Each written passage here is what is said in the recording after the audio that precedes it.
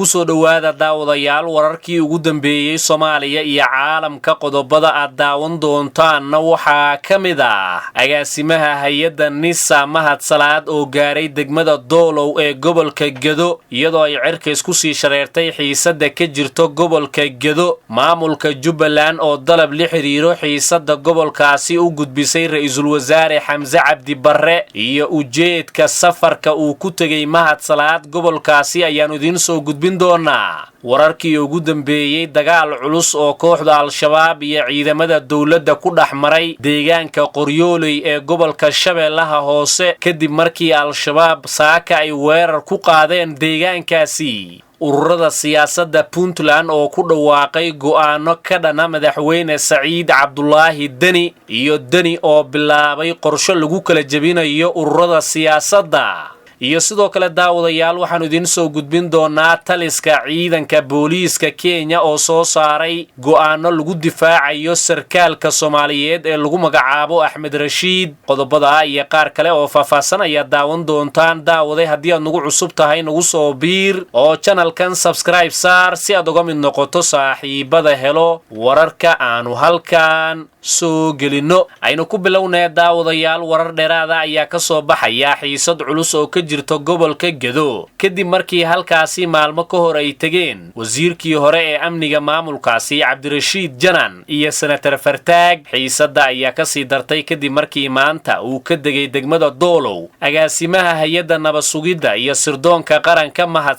Mahad Salaad iyo wafdi uu hogaaminayo ayaa gaaray galabta magaalada Doolow oo ka tirsan gobolka Gedo Mahad Salaad iyo wafdiga uu horkacayo ayaa waxaa Doolow ku soo dhaweeyay qaar ka mid ah mas'uuliyiinta agaasimaha NISA ayaa lagu wadaa in uu kulamo la qaato qaar ka mid ah siyaasiyiinta ka soo jeeda gobolka xilli maalmihii dambe xiisad siyaasadeed oo xoogan ay ka taagnayd gobolka Gedo gobolkaasi ayaa sidoo kale lagu wadaa inay ka bilaaban doonaan dagaalka ka dhanka al-shabaab iyadoo jimcihii halkaasi ay gaareen wasiirkii hore ee amniga dawlad goboleedka Jubbaland Cabdirashiid Janan iyo senator Cabdullaahi Fartaag oo ka mid ah mudanayaasha golaha aqalka sare sagaalkii bishan ayay ahayd markii taliyihii nabad sugidda gobolka Gedo Bakaal Kooke uu ku geeriyooday degmada Luuq kadib markii gaarigiisa lagu xiray qarax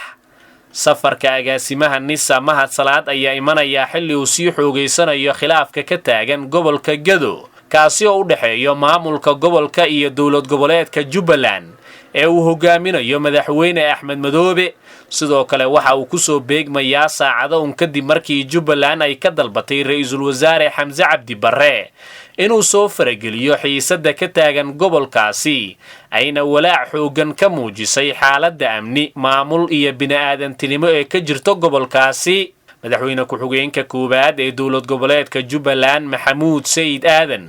oo shir jaraa'id ku qabtay magaalada Kismaayo ayaa sheegay ka maamul ahaan walaac xoogan ay ka muujinayaan xaaladda amni maamul iyo bini'aadantinimo dawladda Jubbaland waxay rajaynaysaa in xukuumadda ra'iisul wasaare Xamse Cabdi Barre arrintaasi ay wax ka qabato maadaama ay tahay arrin bannaanka ka ah dastuurka iyo xeerarka dalka u dejisan ayuu yiri madaxweyne ku-xigeenka koowaad ee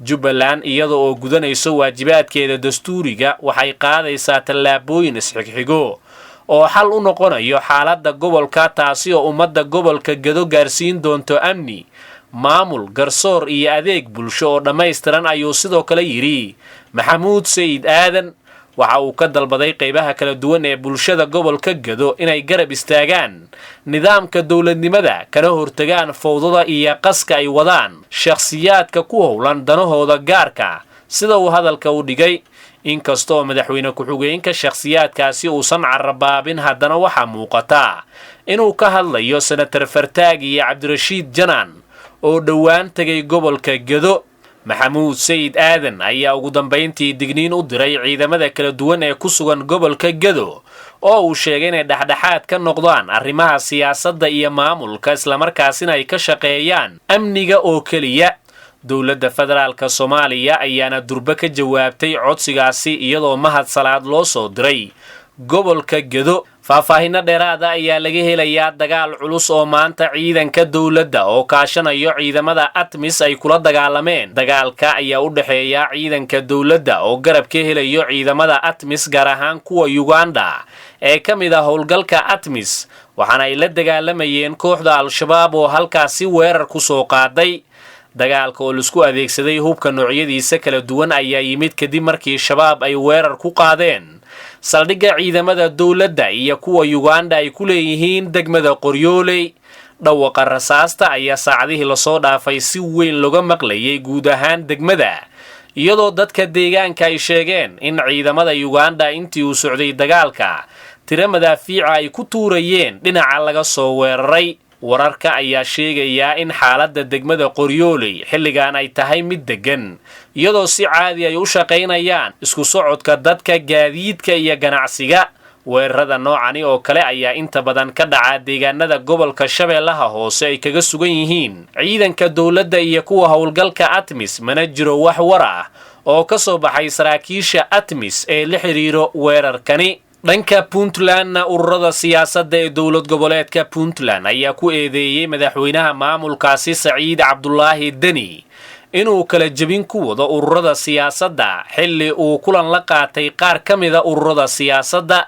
war-saxaafadeed ka soo baxay ururada siyaasadda Puntland ayaa lagu shaaciyay in madaxweyne Deni uu ka leexday dhabbihii dimuqraadiyadda islamarkaasina uu xagaldaacinayo dhammaan dadaaladii socday ee ku aadanaa doorashada. dhammaan wadaxaajoodyadii la xiriiray qabashada doorashada oo muhiimka u ahaa qabsoomidda doorashada madaxweynaha ma uusan fulinin, balse taasi beddelkeeda xukuumadda waxay ku mashquulsan tahay kala jebinta ururada iyo weliba sidoo kale sidii loo kala dhantaali lahaa ururada siyaasadda. waxay ku dhawaaqeen shirweyne ay isugu yimaadaan qaybaha kala duwan ee bulshada si looga badbaado hanaanka geedu socodka dimuqraadiyadda Puntland, loogana saaro hubanti la'aanta siyaasadeed ee ka jirto maamulkaasi. ururada waxay sheegeen inay u arkaan guddiga doorashooyinka ku-meelgaarka ee TPEC la yidhaahdo inay yihiin kuwa aan dhexdhexaad ahayn oo ku milmay xukuumadda talada hayso oo aan lagu kalsoonaan karin sida ka muuqato tallaabooyinkii ay qaadeen iyadoo aan xal laga gaarin qodobadii taagnaa. waxaa kale oo ay sheegeen maadaama madaxweynaha uu ka weecday dhabbihii dimuqraadiyadda uuna xagaldaacinayo dhammaan dadaaladii socday in ay ummadda la wadaagayaan wixii tallaabooyin ah ee uu qaado Saciid Deni inay yihiin kuwo waxba kama jiraan ah oo aan loo dhammayn. ururada siyaasadda Puntland ayaa ugu dambayntii waxay sheegeen inay ka go'an tahay ka qaybgalka iyo xaqiijinta doorashooyin xalaal ah, daah furan, bulshadana dhaxashiiso dowlad wanaag, maamul daajadin iyo weliba adeegyada dowladnimo oo dhammaystiran. qaybihii dambe ee warkeenna ayaanu kusii dhowaanaynaa daawadayaal. haatanna taliyaha booliiska Kenya Japhet Koome ayaa ciidanka booliiska dalkaasi waxa uu furay inay adeegsadaan hubkooda isagana difaacaan tuugada xilli dacwad arrintaasi la xiriirto ay gudbisay waaxda kormeerka ku samayso booliiska waddanka Kenya ee IPOA la yidhaahdo. taliya Japhet Koome ayaa sidoo kale waxa uu waxba kama jiraan ka soo qaaday eedeymaha hay'adda oo ah tan kormeerka tacadiyada booliiska ku samayso. arrintan ayaa u muuqataa mid taliyaha uu ku difaacayo askari Soomaali ah oo lagu magacaabo Axmed Rashiid, kaasi oo loo haysto dacwad la xiriirto tuugo uu suuqa Islii ku laayay. madaxa hay'adda IPOA Ann Makori ayaa si weyn u dhaleecaysay taliyaha booliiska, iyadoo ugu baaqday booliiska inay u hoggaansamaan sharciga ayna tixgeliyaan xuquuqda muwaadiniinta. ha yeeshee sarkaalka eedaynta ay u soo jeedisay waaxda kormeerka booliiska Axmed Rashiid lagu magacaabo ayaa shacabka ku nool xaafadda Soomaalida ay ku badan tahay ee Islii oo magaalada Nairobi ka tirsan waxa ay ku ammaaneen waxqabadkiisa, iyadoo ay sheegeen tan iyo markii uu ka shaqo bilaabay halkaasi tuugada haatan ay ku yaraatay dhicidda hantida ummadda Soomaaliyeed ee ku ganacsato suuqa Islii oo ah suuqa ugu weyn bariga iyo bartamaha geeska Afrika. askariga ayaa loo haystaa 2 wiil oo uu dilay 2017. askariga ayaa dhankiisa ku doodaya in wiilasha oo lagu kala magacaabi jiray Maxamed Qadar iyo Jamaal Maxamed ay ka mid ahaayeen koox dhac ka geysan jirtay xaafadda islii isla maalintaasina ay dhacayeen dukaamo ku yaalo dabaqa amal plaza ee islii.